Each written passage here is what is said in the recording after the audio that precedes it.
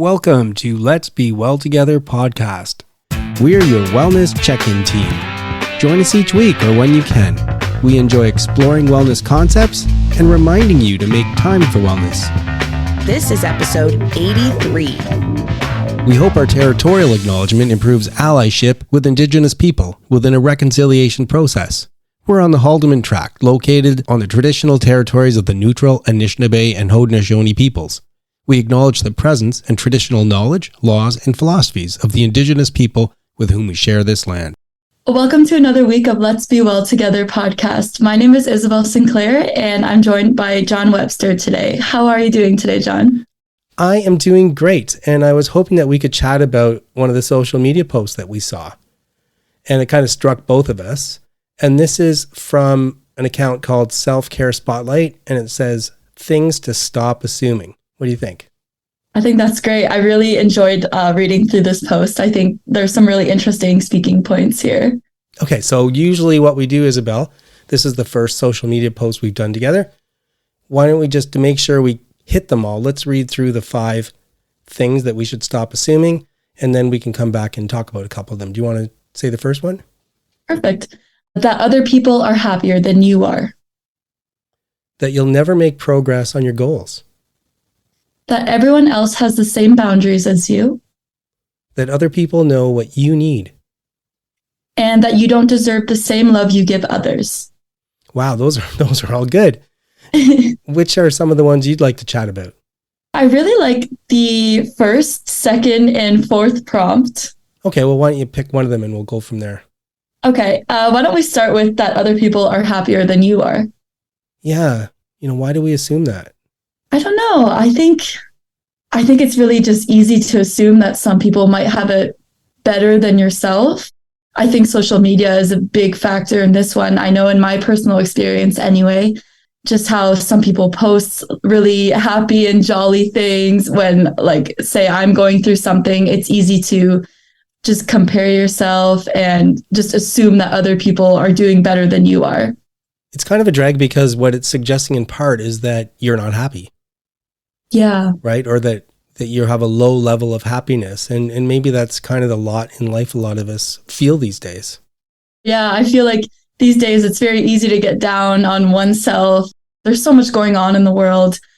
Well, I'm going to throw you a curveball because one of the things that struck me, and I talk a little bit about this in my book, is that I think happiness can be a mask, and I think you can be happy without being well. And I think you've got to be alert to that. So for a big part of my life, I was happy. I loved the people I was around. I liked what I did lots of fun stuff, but I was letting my physical health really fall by the wayside. And the happiness was keeping me from seeing a really important problem that I was facing. So, when we put about it that way and you talk about social media, now it makes me wonder if a lot of times when you see those kind of happy posts by other people, if they're actually kind of putting a mask on and maybe they're not doing as great as the image projects. Yeah, for sure. I really like the point of how happiness can be a mask. I feel like this is just a generalization, but like through my own experience and through different forms of media, it seems as though like the people going through the most are always the ones with the biggest smiles. I'm not sure if you've experienced this, but I find that when people are really struggling, they try and make others feel better and then they put themselves second. So yeah, I definitely agree with like the sentiment of that happiness is a mask and it can prevent you from actually facing any aspects of wellness that you might be putting on the wayside. What I try and achieve now, especially because if you think about emotional wellness, you're not always happy, right? If something sad happens in your life, you feel that emotion. And so I look at happiness more as one of many emotions that can spring at different times in my life. And for my own part, I aim more for balance. Yeah. Balance between different areas and different aspects of mental wellness and emotional wellness. I like that. I find that like being human is experiencing the whole spectrum of emotions that we are able to experience. So when happiness comes, I just like to make the most of it because you don't know how long it's going to stay, if external factors are going to make you upset. So just trying to bask in all that sunshine and smile, you know what I mean? Well, I definitely love to laugh. I think it's the best medicine. So if I'm feeling happy and laughing, then that's a good thing. And you're right. Good thing to cherish. So what's the other one we should talk about? I like the second point, that you'll never make progress on your goals. Is that something you feel yourself or that you struggle with? Yeah, I would say it doesn't happen that much, but when I do kind of feel not super positive about reaching a goal, I think it's easy to just assume that it's never, like, I'm never going to achieve it. I'm not deserving of it. But one thing that's really helped me this year, I've actually been seeing like a lot of TikTok. I'm an avid TikTok user. I scroll way too many hours a day on TikTok. But one of the things that's really helped me, I forget the influencer's name, but she said that even small progress adds up to big progress. So doing one thing a day, no matter how big or small, can really help your mental health and set you on the right track to achieving your goal, no matter what it is. One thing I've learned is if you can break down the major goals and see the roadway there are a lot of little tasks. And what I like about setting the little tasks is they're achievable, right? Yeah. And so what's the first thing I need to do on that path? And you do that and you're like, hey, I did it, right? And then you set yourself a bunch of little goals on the way up, and you start to get on a roll after a little while. Yeah, you're setting yourself up for success. That's another thing, that when I want to achieve something, I write down the steps. I know that there's this way of setting goals called SMART goals. I'm not sure if you're familiar with that. I know a lot of teachers do it in school, but it's little tangible steps that eventually lead you to achieving your goal. Even like the act of checking off or ticking a box makes me happy. I know I'm one step closer to reaching my goal. So doing those little things can really like alter your perception and how you envision yourself reaching that goal.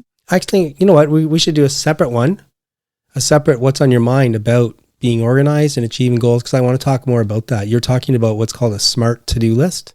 Yeah. Which is part of kind of this approach I've worked out myself as well. So let's talk a lot more about that. That's a great one. The one point I just want to throw out there about you'll never make progress on your goals is something that I realized after a while. A lot of times I wasn't, I was down on myself for not making progress, and I realized they weren't my goals, right? You'll never make progress on your goals. So whose goals were they? They were goals I thought I should achieve. Other people kind of either imposed them on me, or I felt like they were, even if they weren't imposing them, or maybe it's society.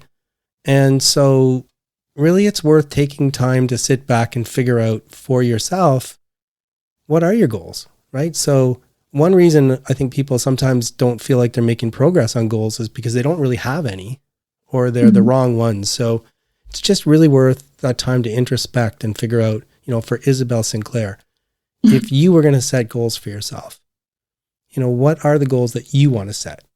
And don't let other people tell you what they should be. I really like that piece of advice, because I find it's easy to feel like society has pre-imposed goals for you. You need to get that 6-figure job. You need to graduate university with honors, that type of thing.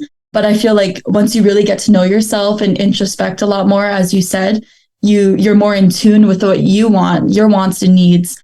And ultimately, I think setting your own personal goals can set you up for personal happiness as well. Yeah, the only thing I'm going to fight back a little on is advice. I try not to give advice. I'm just telling you what I'm learning from my own experiences. But if it's something that you take, that's fantastic.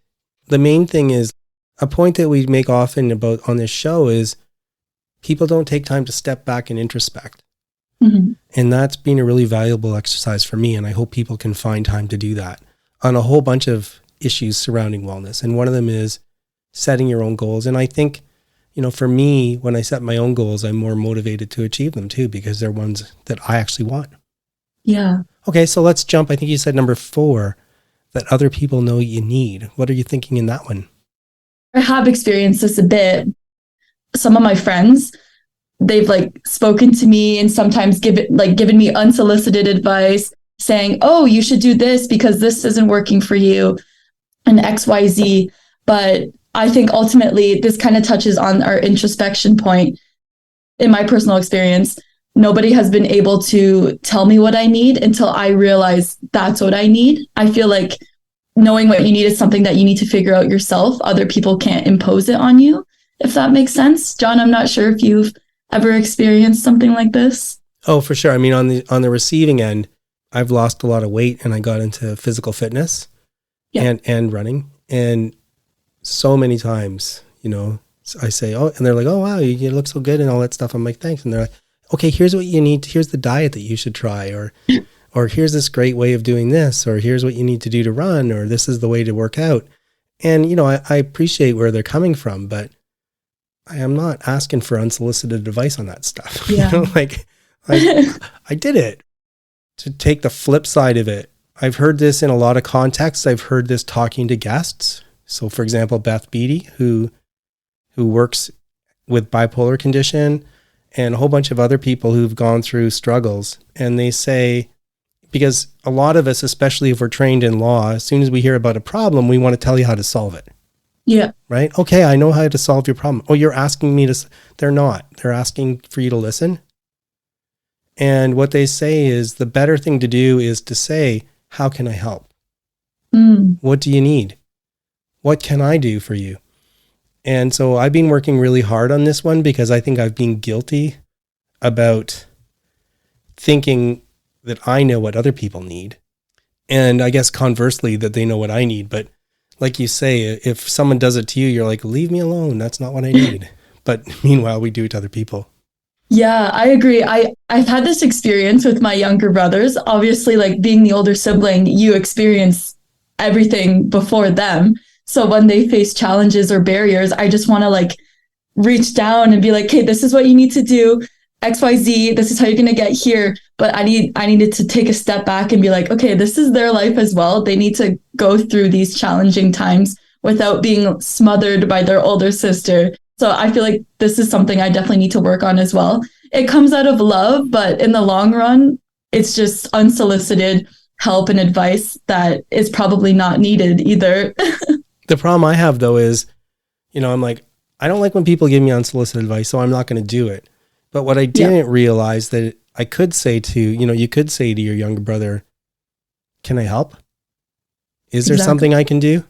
And maybe what they say you don't agree with, but at least if you ask them. And so I'm trying to do a better job doing that too, instead of doing nothing, saying, what can I do?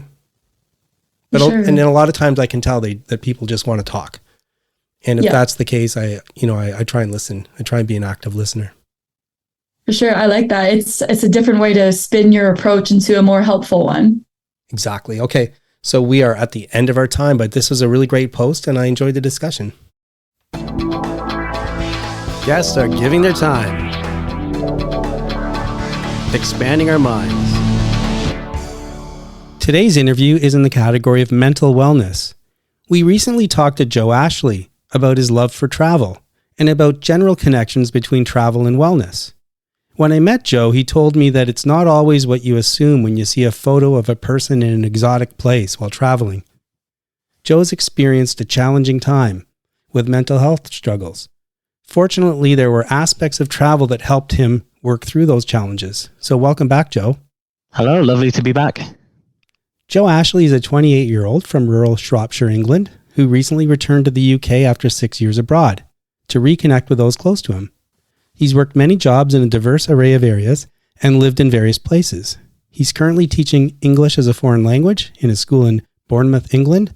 He's been on a wellness journey for some years now, focusing on mindfulness and meditation, and taking time to learn about many methods and cultures and practices. He loves the outdoors and nature. He spends as much time in nature as possible, and Joe's very interested in sustainability and environmentalism, trying to reduce his impact on the planet as much as possible. So mental health challenges and travel, Joe. We appreciate you sharing your story with us. By people sharing stories together, we help overcome stigma and let others know that they're not alone. So maybe I could start by asking you, what is it that you went through? What was the health challenge that you faced? Yeah, so I agree with the idea of sharing stories. For me, I've been battling with depression since I was maybe 17 years old, so most of my adult life, really. And it's something that I'd never fully had an understanding of where it was coming from or in what way it was affecting me. And it kind of grew and grew over the years due to this non-understanding. Did you feel like there were certain physical symptoms, and did you tie them to this? So initially I was just experiencing with no clear idea. Maybe it was I thought that this was just how I was or the person that I was. Many physical symptoms. I was very tired a lot of the time. I found very difficult to find the energy to do simple tasks during long periods of my life. Any episodes I'd have could last anything from a week to maybe 3 months, 4 months, 5 months. And it really did hold me back in both mental and physical ways. Absolutely. In our last interview, you mentioned that when you went away to travel, one of the things you wondered is if you would have certain feelings while away that you still felt at home. Can't help but wonder, when you went away, were you hoping that maybe some of these symptoms would stop, that somehow traveling would get you past them? That is exactly what 21-year-old Joe thought, yes. And that was one of my intentions going away, thinking that suddenly this change of lifestyle would change my life and I would feel well again and I'd be able to be this happy, bubbly person I knew that I could be inside. Of course, that was not the case. And if anything, I'm happy that it was not the case, because then that allowed me the opportunity to explore and learn these problems and learn about these problems and to try and understand and accept where they're coming from. I think then that's kind of what you were talking about when you said that when you were away, you realized you were still carrying stuff with you that you felt at home.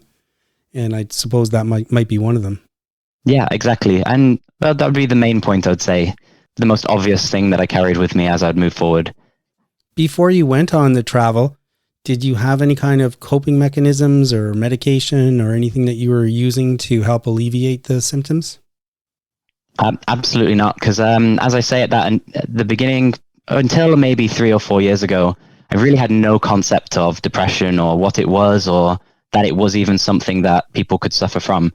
So for me, it was very much giving in to the depression and just allowing it to do its angry work. And it's only through different experiences with different people in different places that I've began to learn what it is and how I can navigate that.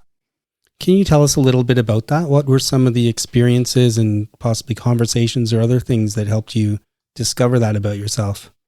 So through traveling in general, you encounter a lot of challenges, not only in the topic of wellness, but just in day-to-day life. A lot of things can be very difficult. Things go wrong, as they do in all life, but there are a very unique set of challenges presented whilst traveling. And through experiencing this with other people and other travelers, you have conversations about these, and they often center around this idea of acceptance. And for me, this is something that's become very important in my life, not accepting something and just allowing it to wash over you and allowing it to be, but accepting something to understand what it is, accept it for what it is, because only from that point of acceptance, you can then move forward. So I'm thinking of the word acceptance, and it can have a lot of different meanings. It could be the people you're talking to accepting you. It could be you accepting something as if you're allowing it to continue. But I think what you're saying is, and so I'm asking you to correct me if I'm wrong, I think what you're saying is, I realized that there was this issue and I'm accepting that there is this issue. And now that I accept that that's happening, maybe now I can start to address it. Yeah, exactly that. And it's this idea that, a hurdler is running down a track, and if they don't first accept and understand there are hurdles they need to jump over, they're not going to make the necessary spring in their step in order to jump over the hurdle. And you can try to run down the track and just knock over the hurdles, but eventually, you're going to get painful shins and you're going to get tired, etc., etc. It's such a great analogy because I can picture it.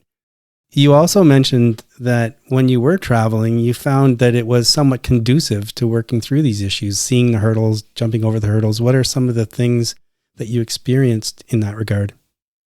Yeah, so definitely a couple of points to touch on there. So first of all, the traveling community is a very open community. It's a place where people in general are coming to explore new things, and they're very open to these new ideas. And so they're very open with themselves to have these conversations.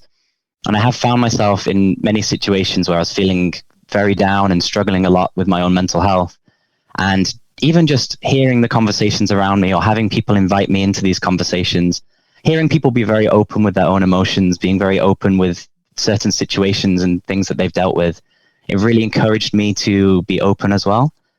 It's a very safe and comfortable community.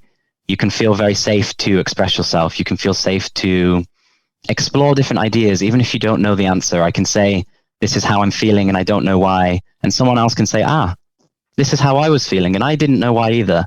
And it just creates this safe space to explore, bounce ideas off people. So I do feel like that open community is really beneficial to me, or has been really beneficial to me in that sense. And then just to touch on the other thing you said, I mentioned before in the previous interview that I do love learning about different cultures and different ways of living. And this is something that I always try to incorporate into my life. One thing I have learned is that there are many ways to tackle the same problem. And there's no right way or wrong way. It's just about finding the way that fits you and fits your personal situation. And I've been in various different places with various different religions. I'm not religious myself, but there are a lot of key points that fit through a lot of religions, which I've personally taken on board. For example, staying in certain Buddhist communities where I started meditating for the first time, I personally found that very beneficial to take that moment to allow things to be, to accept things to be, and to then understand the problems from where they are coming from.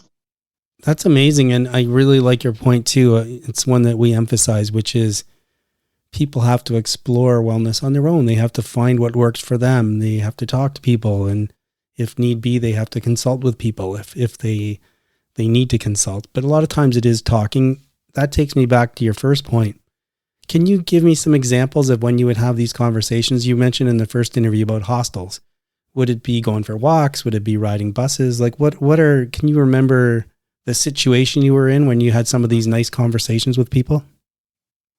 Yeah, absolutely. So one thing about traveling long term is that you have a lot of what some people might call dead time. I don't know, maybe special time or free time in some way, where you do have these long bus journeys, sometimes upwards of 30 hours, or you'll be going on a long hike to get to a certain destination. And you're with new people you don't know very well. And at some point, you're asking each other these questions. You're trying to get to deeper topics, finding some connection there. And that's really where these conversations, these beautiful conversations are born, because you're in that open space, you're in that safe space, and you're trying to explore other people. You're trying to explore where they're coming from. And in many ways, that does help you to explore yourself. I think it is having these long periods of time with these groups of people. It really just naturally generates these conversations. It's really interesting that what at first seems like dead time can be such productive time.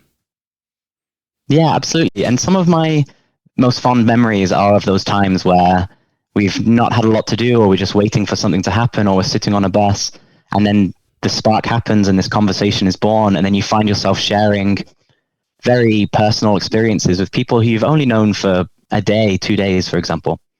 So a couple of related questions. One is, so how are you doing now?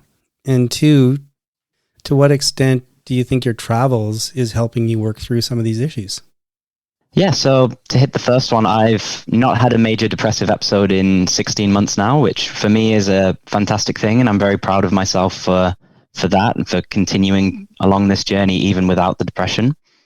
It's really helped me reframe my mind and reframe the way that I look at the problems that I was facing. Whereas, as I mentioned before, I used to just let things happen to me. My depression would take over and that would become who I was. It's now given me this opportunity to, no matter where I am, no matter what is around me, and no matter what external problems I'm facing, I have now picked up some tools that internally I can settle myself and balance myself in order to approach any problem. And maybe I don't overcome every external problem, but it's also given me the tools to accept that and to move forward with not tackling problems or with disappointment in that sense. You mentioned that when you were 17 and before you traveled, essentially you were just letting the depression hit you. You were letting yourself experience. You didn't have any recognition of what it was or tools to cope. If you could go back and talk to yourself at 17, what, if anything, would you tell yourself? I would tell myself that forgiveness of myself for not being the person that I wanted to be in every given moment, and acceptance of what was happening to me in that moment is the most important tool that a human can have, I think. And just forgive myself, try to understand and try to accept. And from that point, the journey can begin. I take it that kind of what you mean in part, using your analogy, is that if you had told yourself at 17 to accept it and you did accept it, then maybe you would have seen those hurdles and saw that they're on the track and that there's something that you have to deal with.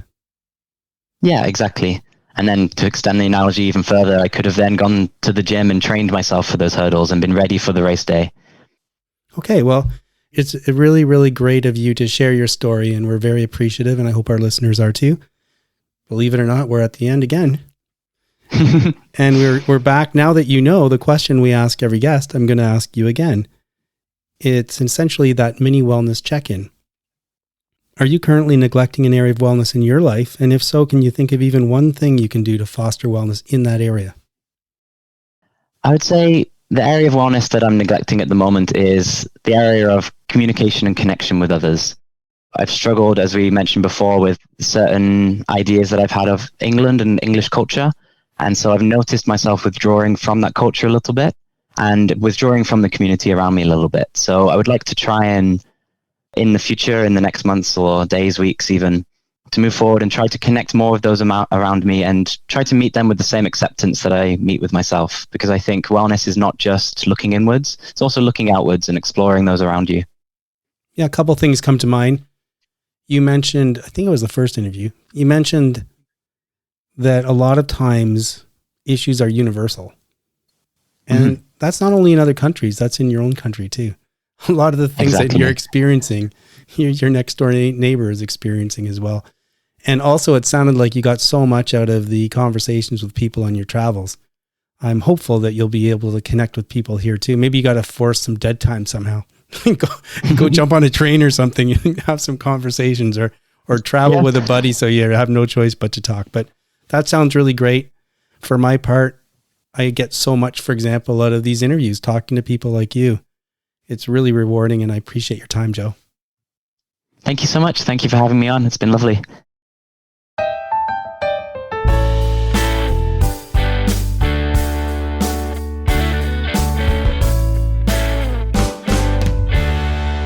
I'm Cameron, and welcome to another installment of The Adventures of the Starving Artist.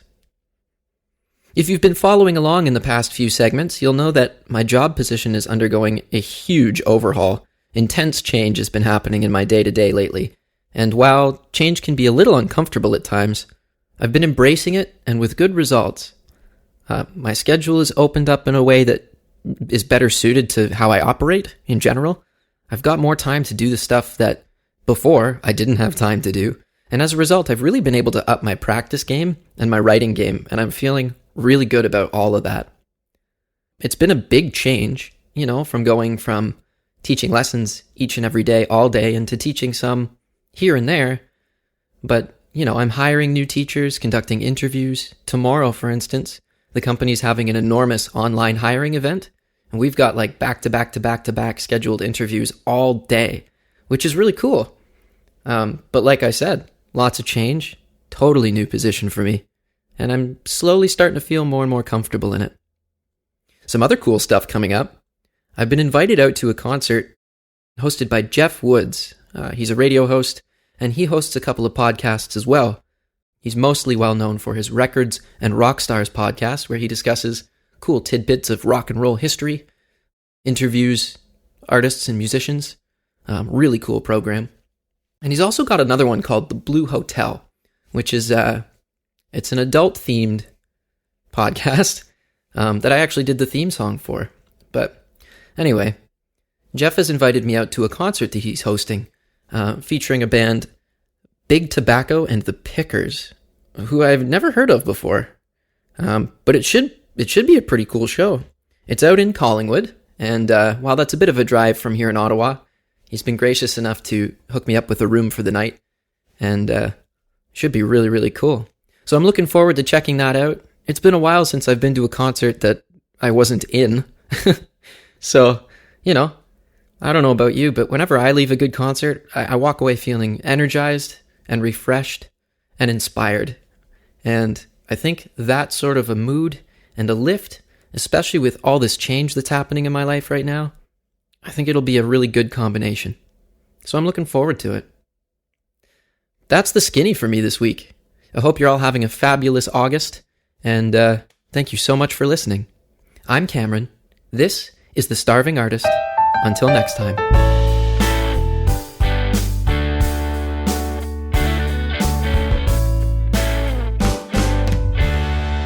We love our listeners, and thanks for joining us. Please help spread the word about Let's Be Well Together podcast. Follow us and rate us on Spotify, Apple, Google, or your favorite podcast platform. follow us on Instagram at lets.be.well.together and let your friends know about us. Move that body like we're meant to do. I'm back talking with Liz Bellingham. She's been very generous. She did an interview. She did a Move That Body on walking at lunch.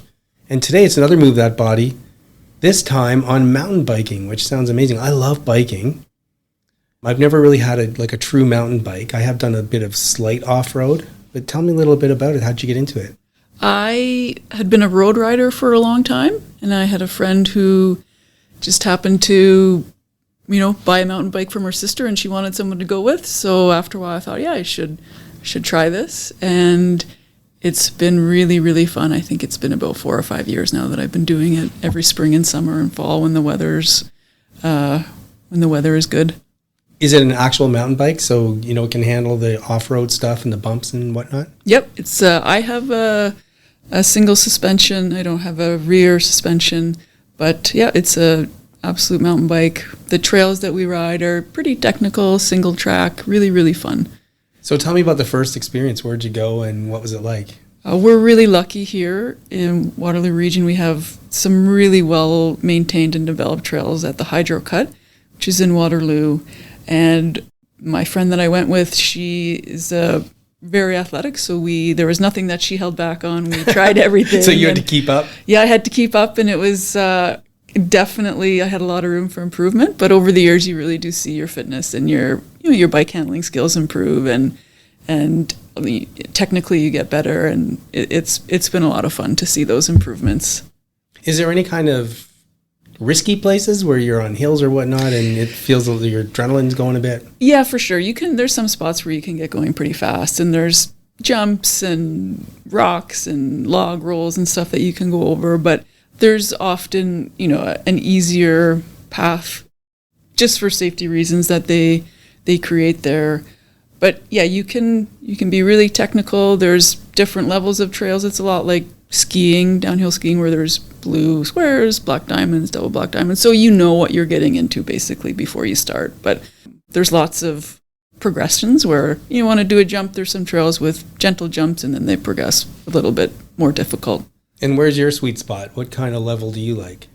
Lately, I've been starting to try to do a few more jumps and technical stuff. I do always have in the back of my mind that I need to come to work the next day, so yes. I try not to be too aggressive, but yeah, it's fun getting into some of the jumps and the more technical stuff, and I don't really care about going fast. I really enjoy the climbs as well, as more probably than the bit of downhill stuff there is there. That's got to be hard, the climbs. That must be a great workout. It's fun, yeah. And that's another really great way to measure your progress is, you get to the top of a couple climbs and see how long it takes you to recover, or, see how easily you got up. It's really fun, but it is tough.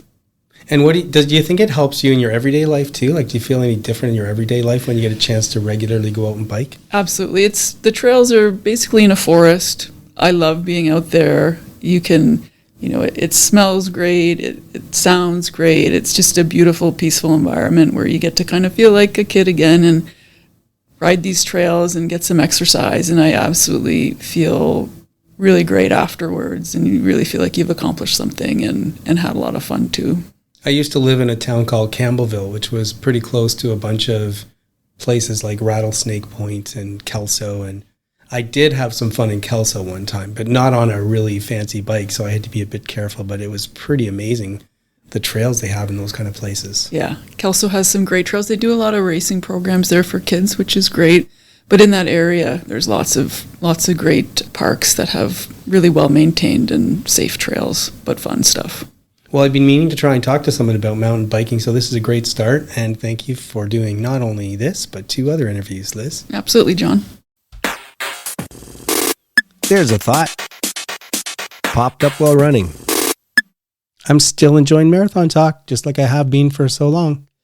And right now, the hosts are Martin Yelling and Dina Castor. Martin has something he says regularly on shows. It's something I've really taken to heart, and I often think about when I'm running and in all kinds of scenarios. And what he said is, running serves you in different ways at different times of your life. So I'm going to come back to this theme from time to time because I find that I keep revisiting it and coming up with something a little different out of it. I just love it because when I restarted running at 50, I was older. I was not in good shape. I was incredibly slow. I didn't have good technique. There was no way. I made a lot of improvements over time, but there's no way I'm ever going to be kind of like a top tier runner. There's no like competition I'm going to win, nothing like that.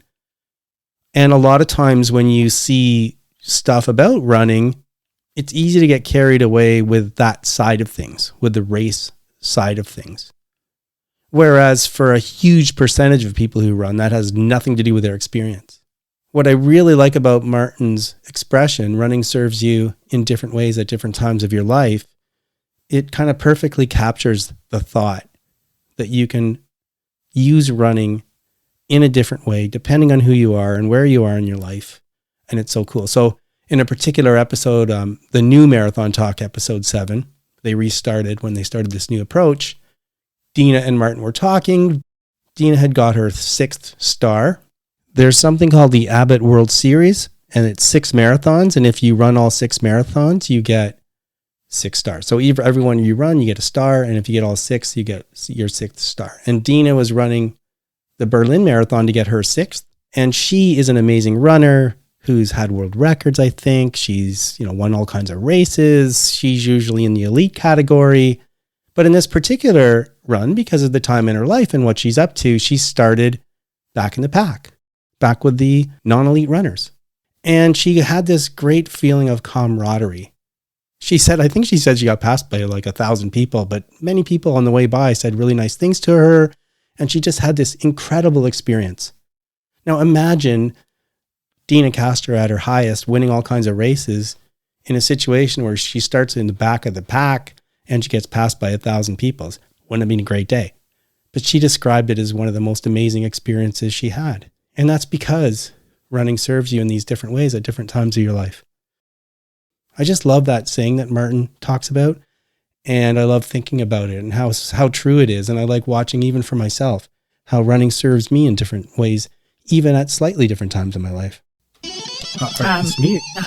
Yeah. Just let me say, flip side of the coin. I don't know why, but I always think about, when I think about the library, I think about being a kid. Mm-hmm, me too. So it was an amazing place when I was a kid. There was so much stuff to do. I loved going to the library because I was always kind of bookish anyway. Mm-hmm. And then at what point do I forget that the library is such an amazing place? It's absolutely crazy. I can't believe it. For me, I love listening to audiobooks or podcasts, anything that I can listen to while I'm driving that doesn't have commercials. So it's so great to do that. My sister had a service that she let me use, but then she went on a budget and she had to cancel it. So I was complaining to Elise, saying, I don't know what I'm going to do. I have to download more podcasts and stuff. And she said, have you ever tried the library? I'm like, what are you talking about? So she hooked me up online, put my card online, and there's so many things that you can do at the library. And online, I don't even have to go to the library. But you crazy. Can go to the library. Yeah. So crazy. I thought we should talk about it and maybe encourage people to use your library card.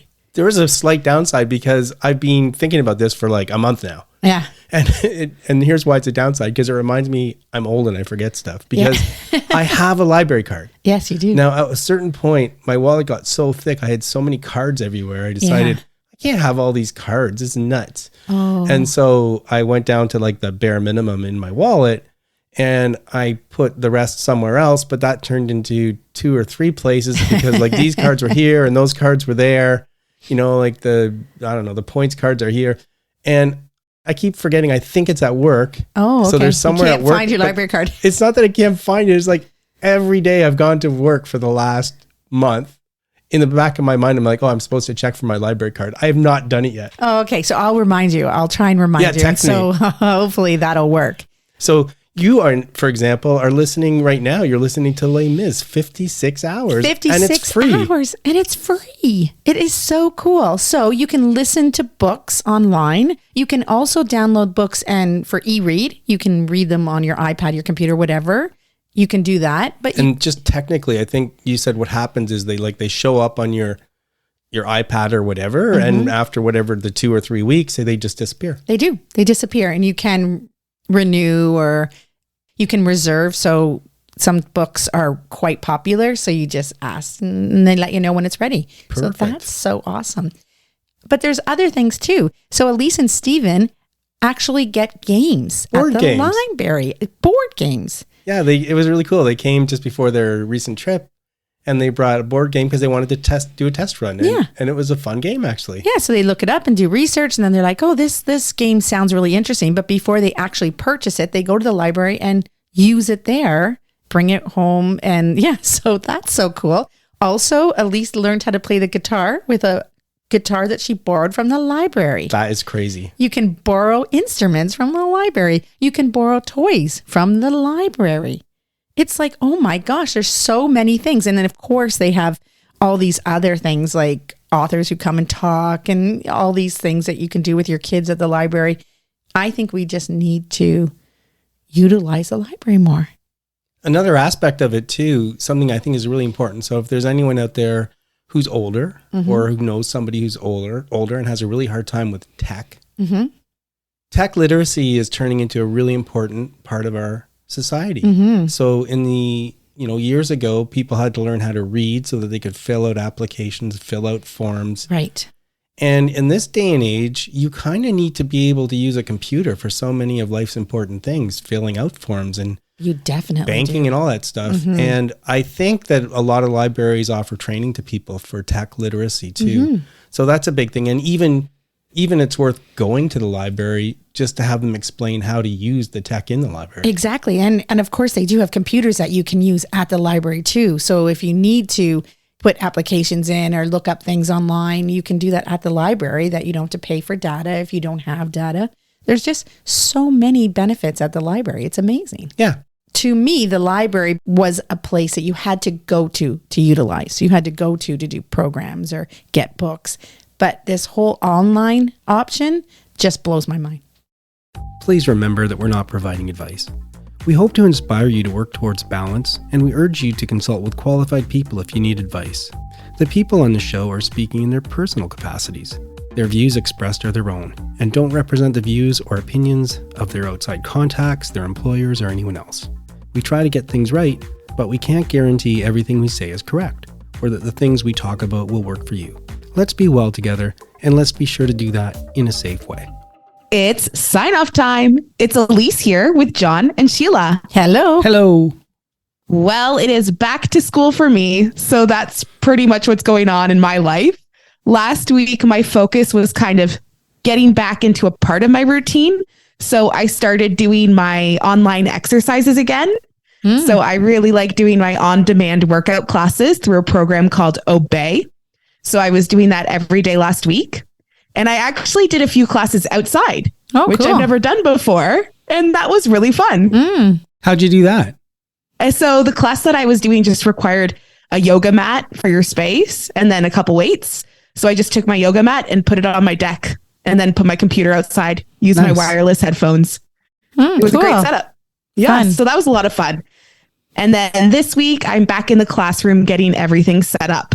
So added my exercise routine. Now I'm adding back to work. Do you at least bike to work? I didn't today because I had too much stuff. Yeah. But hopefully the rest of the week I can. So you're going into work full time now? Mostly half days, maybe just over half the day. Right. How about you, Sheila? What do you have going on this week? Well, I had a normal work week and got all my exercising done. So that was really great.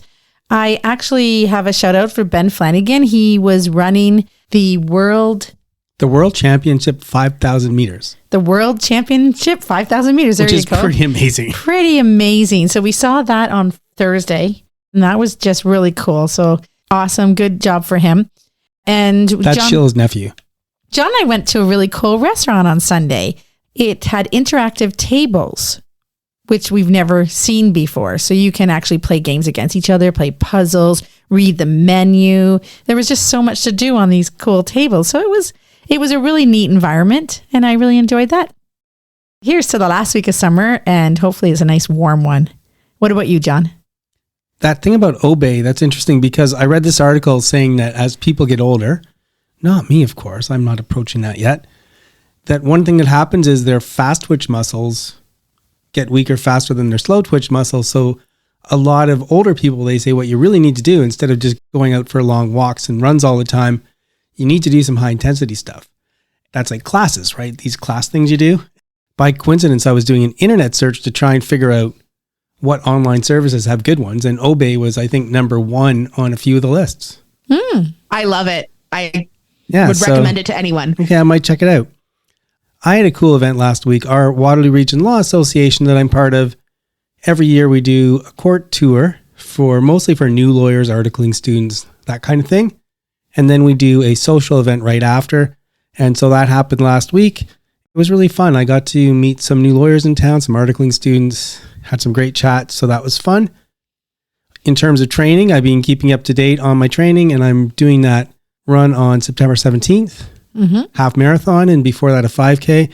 And the one good way to find out if you can finish a half marathon is do one in training. So I did that yesterday, and I did it. I did a lot of mistakes. I didn't prepare properly. I didn't sleep all the night before. I picked a bad route. Lots of things went wrong, but I did finish. So I feel pretty good. I'm going to finish on the 17th.